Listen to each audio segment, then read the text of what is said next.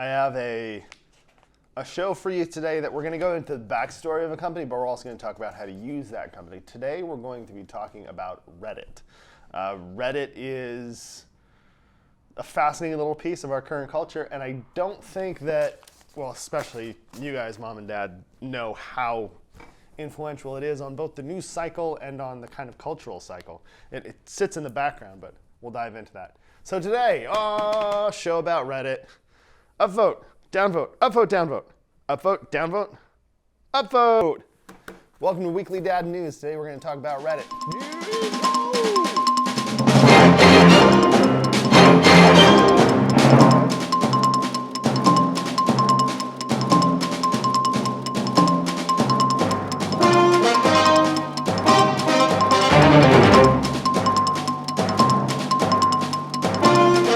Reddit is a social media company. It's similar in some ways to places like Facebook and MySpace, Instagram, even all the way back to Tumblr, Dig, things like that. We'll talk about the comparisons later. But what it really is a community that resembles a lot a high school group of clubs. So you have clubs that are like the theater group, and you have the band geeks, and you have, band club, you have the arts club, you have the Christian club, you have all these different clubs. And the people in those clubs run them. They're self-managed, and there's no money really involved in it. There may be funds needed for buying stuff for trips or buying supplies for the club, but they're not really a financial prospect. They're there to engage with how much the people in those clubs like them. And so in that same way, Reddit has things called subreddits, and those subreddits are super focused.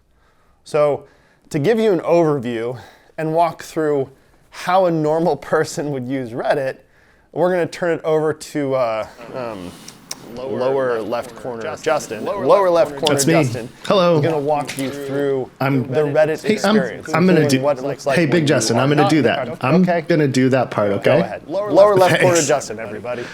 So you can tell I'm a different person both because I'm in the lower left-hand corner and I have a t-shirt and like headphones. So clearly I am not the same as the much larger Justin. Now, there are a couple of ways to get to Reddit. There is an app. The app is okay. Most of the time when I use it, I'm on my desktop. So at least for signing up, I'm going to show you how to get to it. It is, of course, reddit.com. Helps if I type my buttons right. There we go. Reddit.com. This is what it's going to look like. You can browse this anonymously. You don't have to participate in the upvotes and downvotes. So you'll be able to see the main page and all the stuff that's being upvoted at this time.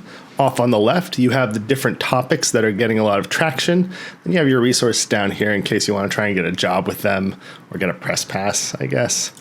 There's a couple ways to log in, or create an account, I should say. So when you go to log in, if you have a username and password, you'll just put it in here. If you need to sign up, you can click sign up, continue with Google, or continue with Apple. Continue with Google will log you in with your Google account, Apple with your Apple account, and otherwise you can sign up with just any email. And you put your email in here. I'm going to use my son at weeklydadnews.com. Continue. It can give you a username now. You can make up whatever username you want. It's going to be separate from your email. It's kind of the same as you have a username on some of the other forums that are out there. We're going to go for Weekly Dad News. We are going to make up there's a password for us. I am not a robot. And continue. Now when I'm interacting, I'm going to be interacting as Weekly Dad News on the page. I can save this. I'm not going to worry about Windows Hello. I identify as a man. And now it opens right into stuff that I can do. When I choose any of these, I'm going to end up as a member of that subreddit. So you want to be aware that at this point you are choosing your interests. I'm not into NFL and NBA, but let's do some ChatGPT and Midjourney. We've talked about that a bit. Let's get some, those are the character AI. That'll be nice. Some world news in here for humor. Let's do some history memes for gaming. See, they got Baldur's Gate on here somewhere. There it is. We'll grab some of that. I'm not too worried about NFL teams. Learning and sciences. Let's do Today I Learned. Let's do psychology. And damn, that's interesting. I'm going to skip over television and go ahead and continue. Now, there's a whole bunch of subreddits everybody gets, and those are the subreddits of our news, announcements. There is popular, funny pics, video. So you'll always have those. And now I'm here and I'm on my homepage, and I can scroll through. I can jump in and see what people are commenting on different things. That's a very specific one. Let's go to... there's a lot going on in YouTube or on Reddit today. Here's a gas leak in China. Let's go ahead and see what people are saying in the comments. When you're in the comments, there are main comments, which means they're responding to the top posting. So in this case, this top posting about purple gas in the air in China. The top comment is iodide gas. That's what people think it is. You can upvote it if you think that's the most useful one. You can downvote it if you think it's not. All of these comments underneath are strings and they're nested. So Pawa Red is responding to Piotr Ivanov. It's interesting. And you get people with interesting names on here, but you can roll through and you can respond to specific chains of discussion and they can respond back to you. You can also, by clicking on a user's name, you can see all of the stuff that they've done. The overview shows just general stuff. This is all their posts, so things that they were the first to post. Then over here is, and here's a bunch of stuff they've posted. And then here's all the comments that they've posted. And you can rank these by different slots, hot, new, top, and shift through them. You can also follow users if you'd like. So this is your home. Your home is going to have your subreddits in it. Popular is going to be the stuff that's most trending on here. And then all is just everything that's flowing through Reddit right now. So this is Reddit's current interface. It's a little bit busy for me because it feels a lot like it's trying to grab you and hold you in. So the place that I like to go is old.reddit.com. And when you go here, you're going to see the old interface. And so you can go back to the old interface. It wants me to confirm it. And I go, yes, I will do that. So they've sent a confirmation email to me, and I'll click the verify link when I get over there. But I like this because I can browse by the headline. I get a lot more content visible, which is preferable for me. So you can use either one of those two ways to browse, right? So you can go to just reddit.com. This is old.reddit.com. And the other place you can go is on your phone on the app. Here's one of the most interesting things I think about Reddit right now is if you're doing a normal Google search, like let's just open this up and let's type in sprinkler recommendations for Southern California. I get some stuff about lawn watering and care. I get the UC agriculture and natural resources. Here's irrigation schedules. I'm not really getting anything that gets me useful till I get down here to Reddit. I can also just append to this the word Reddit. And now all of my recommendations are going to be from Reddit. Here's straight up sprinkler recommendations. I click on that, and there's this big conversation about different kinds of sprinklers and why they think some are better than others. You now have your basic stuff. When you're in here and you're on the main page, if you like something, click it up. If you don't like something, click it down.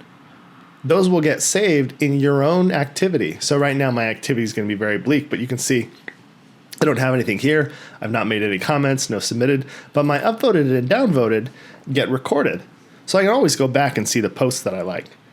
With that said, we're going to turn it back over to Big Main Justin. So now that you've got some idea of how Reddit actually works and how even you could sign up for it if you wanted to, let's talk about where it came from and how it kind of grew and progressed over the ages and why it has become this kind of piece of our culture. So it grew out of a Y Combinator couple of guys. So Y Combinator is this it's a money club where they bring people that might start up and make a big company in, fund them, give them connections, really set them up. If you've ever watched Silicon Valley, then you know what an incubator is. It kind of takes these ideas and supports those people until they can realize them. This is with two guys, Steve Huffman and Alexis Ohanian. They're the guys that started this.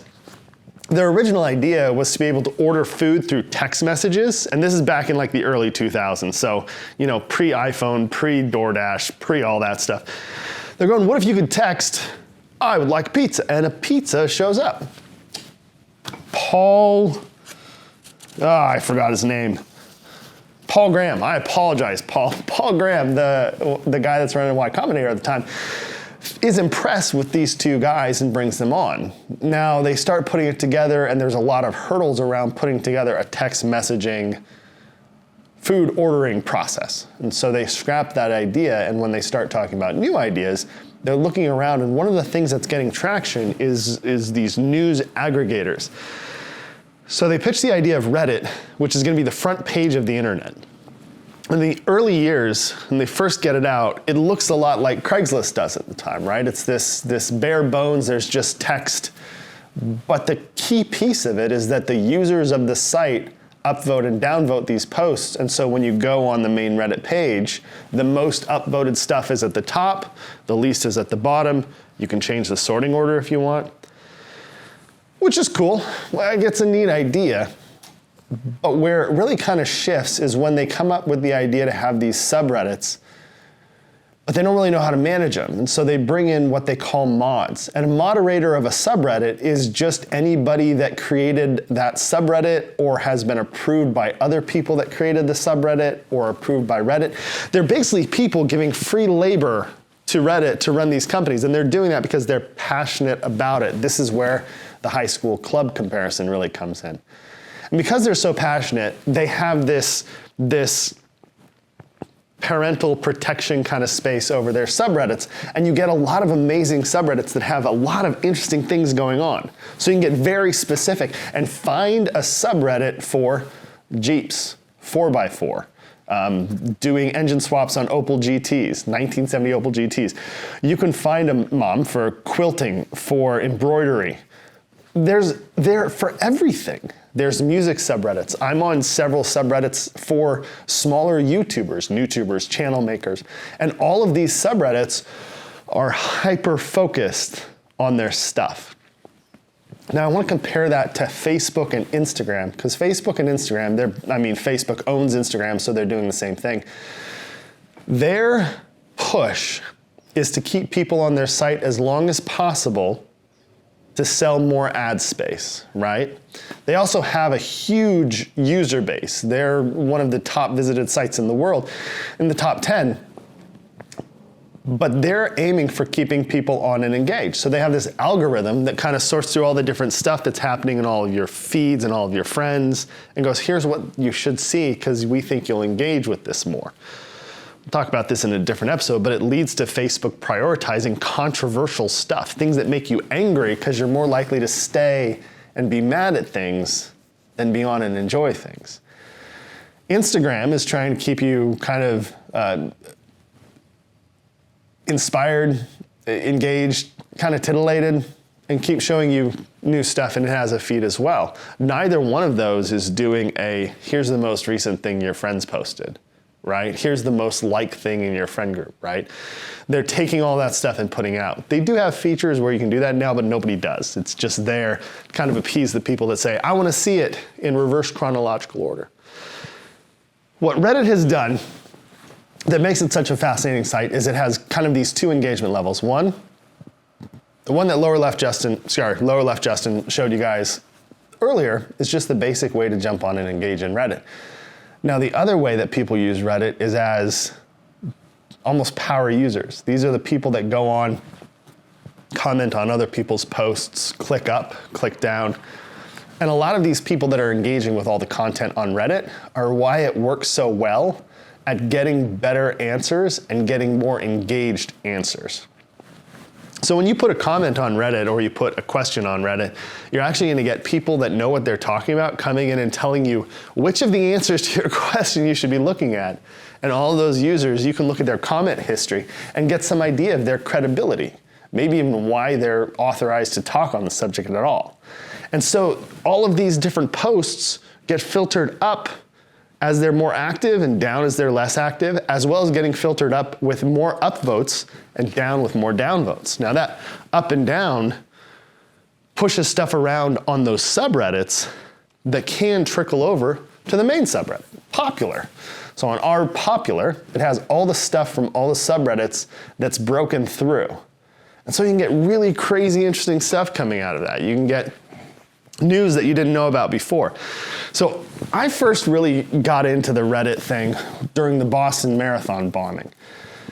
I was a runner at the time. I was doing marathons and half marathons, so it hit very close to home when watching the Boston Marathon and having that tragedy happen. After that, when they were trying to find the perpetrators, I was trying to find a audio from the police in Boston that were trying to find these guys. And where I found the people pulling the channel feeds and putting them streaming on the internet was on Reddit. And on Reddit, people were pulling stuff in and going, okay, well, what's happened, what's going on? It was a very independent sleuthing environment.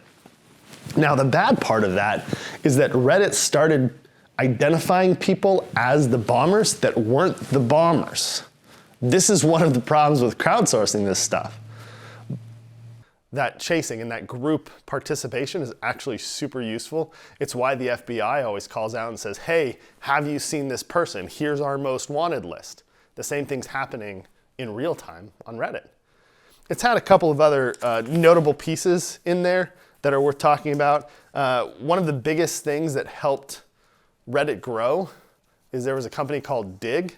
It's still around a little bit. But Dig was a very similar thing. You either dig a story, you're like, yeah, I like this, I upvote it. Or you bury it. You go, nah. So dig and bury, upvote, downvote, Dig, D-I-G-G, Reddit, R-E-D-D-I-T. So Dig kept changing its platform and its algorithm, and it got to the point where it was trying to monetize. And when it was trying to monetize, it started shifting to where if you were an advertiser, if you were a larger company, that stuff got through. And so it started looking awful. It started looking full of garbage. And so a lot of people left Dig for greener pastures and shifted over to Reddit. So Reddit got a whole infusion of new people. So that helped Reddit out a bunch. So beyond the Boston Marathon bombing, let's talk about a couple of the other things that came out of Reddit that are somewhat negative.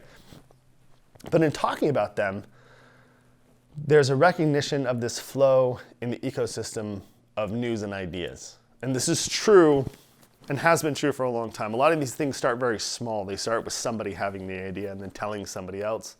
And those conversations go back and forth. Eventually they touch somebody who has a wider audience, and then that can go out. So at the very bottom of this, you have just people having conversations, people that run into each other in church, in the gym. But then you also have these darker corners of the internet, places like 4chan, 2chan, 8chan.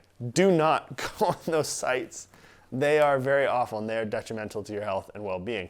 But a lot of the people that are on those sites are also on Reddit. But they're not really on Facebook and Instagram because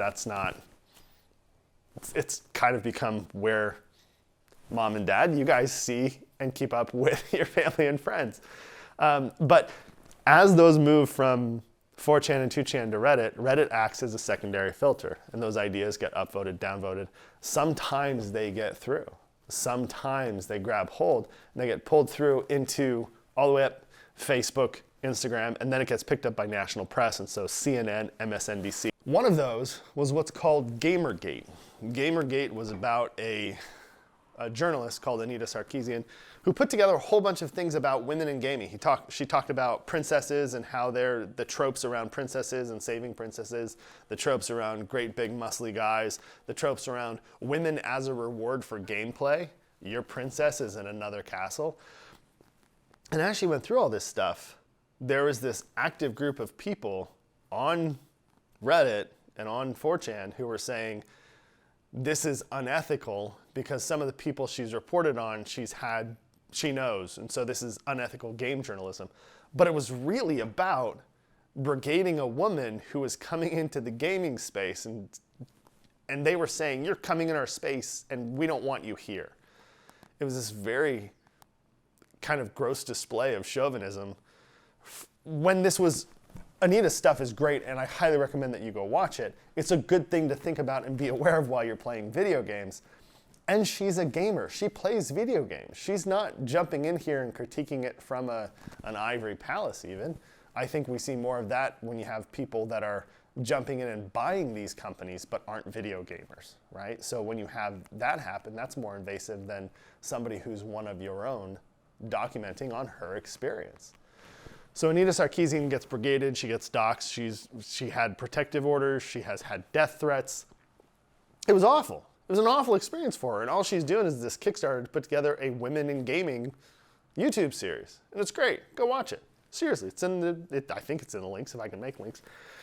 So that results in this group, and a lot of those tactics, the brigading tactics that they use during Gamergate, we do see pull through into some of the stuff around Stop the Steal, some of the stuff that Roger Stone enabled, some of the stuff there. So these behaviors that are happening on Reddit and 4chan and all these other websites that are sub kind of the zeitgeist, those behaviors, if they work, teach this group of people how to apply that to a larger set of individuals.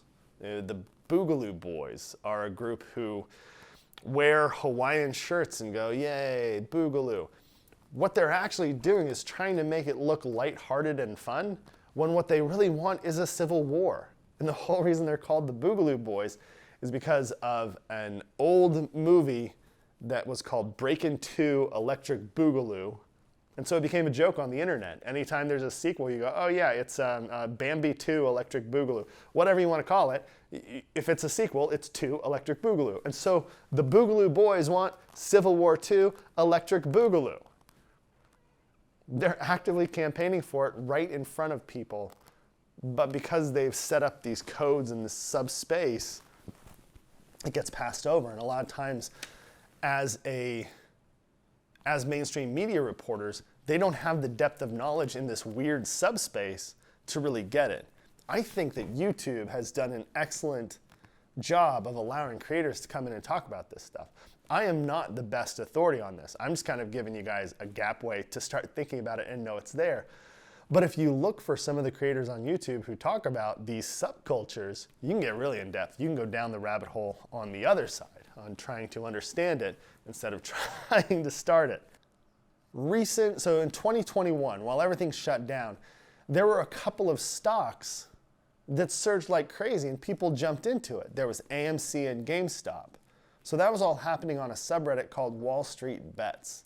And on Wall Street Bets, it used to be just kind of a joke website where they'd post a stock and say, I'm putting this much money into this. If it doesn't hit $1,000 by the end of the month, I will eat my shoe. And then people would go, hey, you have to show what you did or you're going to be kicked out of this subreddit, Wall Street Bets. The moderators could kick them out. So they'd have to prove that they ate a shoe and then they could stay in the subreddit. So it was kind of a fun, jokey thing. But then there's a guy, I'm going to say his name once because it's profane, but it's what it was called. It was deep value. A guy named Keith Gill.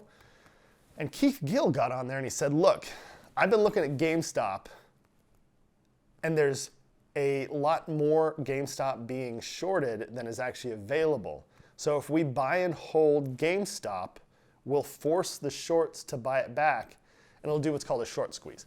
That's as much as I'm going to explain about it. He basically rallied the people in Wall Street Bets to all buy GameStop and not sell it. By doing this, he did initiate a short squeeze to the point where they've made a documentary on it called GameStop Rise of the Players. They made a movie on it called Dumb Money, and it's got Paul Dano, Seth Rogen, Nick Offerman's in it, America Ferrera. Like, it has a cast. It had a serious budget. So they both did a documentary and a fictionalized retelling of this. He got called in front of Congress. Keith Gill had to testify in front of Congress, and he kept saying, I just like the stock. And the reason he kept saying that is because of jokes and memes on the Wall Street Bets subreddit. I bought it because I just like the stock. I didn't do any diligence. I don't have any theory. I just like the stock. So I'm going to buy it. Which was kind of fun to see him say. It was kind of fun to see him say in Congress because they all have a kind of insider trading that's currently there. Go look up the Nancy Pelosi index fund or just look at how they buy stuff right before news hits that they're privy to and we're not. So it was very entertaining to watch that. And it's really interesting as a cultural discussion to say, okay, when 100,000 anonymous to each other people get together and buy a stock and drive it up, is that market manipulation?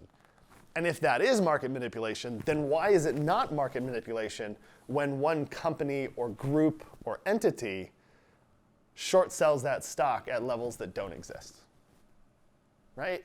So you start getting into this thing where, depending on how much power and connection you have, that's where it's hitting. And Reddit is a place for just anybody to get together and organize. You can go join Wall Street Bets right now.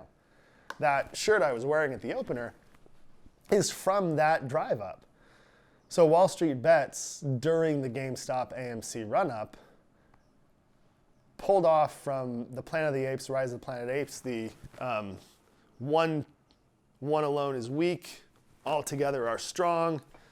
So they started calling themselves apes, and Diane Fossey did a Diamond Hands t-shirt promo to raise money for the apes, and it made a ton of money. She took the engagement and turned it into a ton of money, which I think is a great outcome for that. So Wall Street Bets is a lot of fun. Another thing Reddit does, they advocate for net neutrality. This is kind of split because while they advocate for net neutrality, sometimes they advocate for net neutrality in ways that purely benefit them. Net neutrality is good, and I do support it. But they've also recently started locking down stuff that used to be open on their platform. So the Reddit API, which is like how you look at all the stuff on Reddit, the ability to look on Reddit and see all the different conversations is part of what trained ChatGPT. So being able to train ChatGPT on that many prompts was huge. Like, it gave them this huge advantage. So they changed their API access, started charging for it, and OpenAPI already had that data. Where it really hurt people is all of the people that were making Reddit apps. Apollo was the best Reddit app, and it was one developer, and he made a better app than Reddit did. Now there's only Reddit's official app, which is not good. So they do advocate for net neutrality, which is nice, but then they occasionally do stuff that doesn't quite fit. Another fun one, in 2018, when the Avengers Endgame and all the movies came around, they had that bit where Thanos snaps and eliminates half of the population of everything, right? So there was a subreddit that started out arguing for Thanos' point, and it was called Thanos Did Nothing Wrong. So in the subreddit, Thanos Did Nothing Wrong, somebody started circulating the idea, hey, if we really mean this, how about on a certain day and a certain time, we say at that moment, half of all users of Thanos Did Nothing Wrong are banned. They can never be a part of Thanos Did Nothing Wrong again. And it caught on and it surged. Josh Brolin jumped in on it. He thought it was a great gag. It was great advertising for the film, but it was this organic thing that happened. And a flood of people started joining just so they could have the opportunity to be sorted in or out. And so eventually it snapped, and of 600,000 users, 300,000 were kicked out of the community. And of those 300,000, they started a new group called inthesoulstone. So it has this give and take with pop culture. The other place that does that is a spot called Our Place. This was a weird one. It's a collaborative art project where each user can change one pixel, and then they have to wait. I think it's something like 5 seconds to 30 seconds before they can change a pixel again. And so you have to work together as teams, and you had different teams from different subreddits coming in and playing on Our Place. You had different national groups, you had different causes that came in.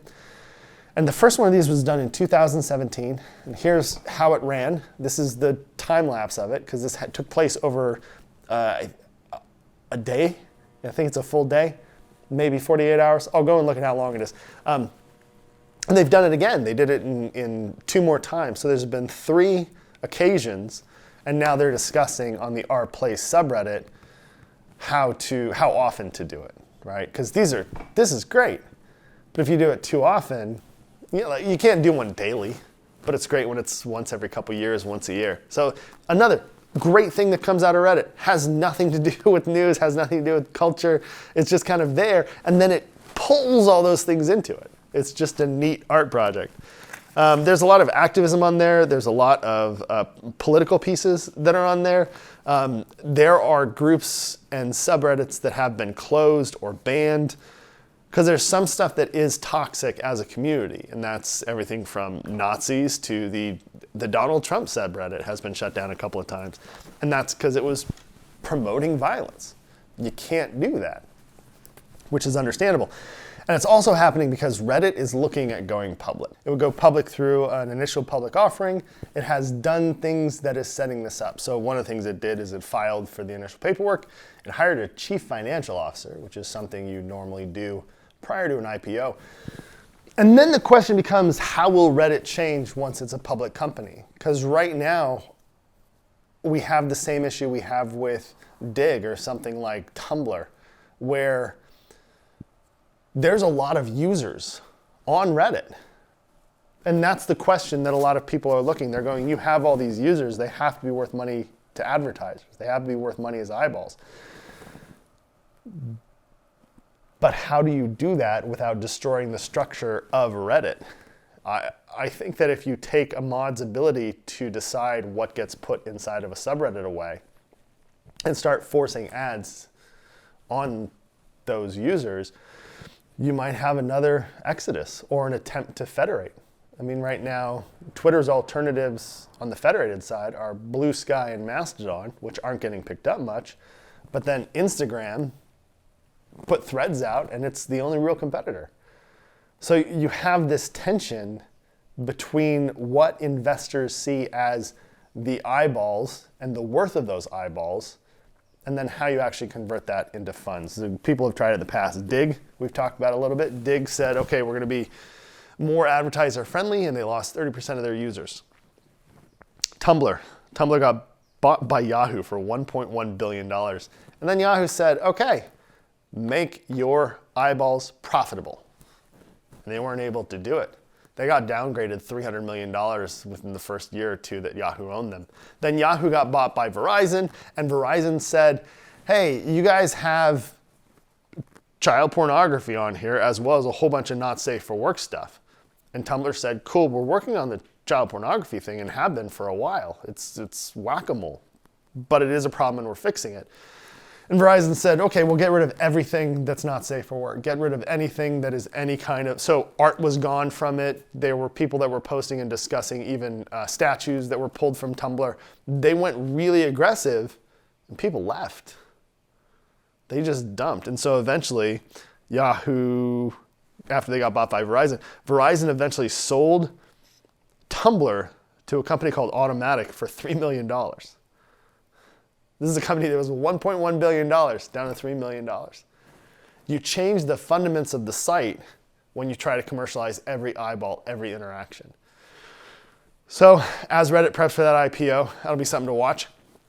In the meantime, the best tips and tricks were at the beginning. So go back and watch Lower Left Justin talk about it. Adding Reddit to your Google searches is so useful.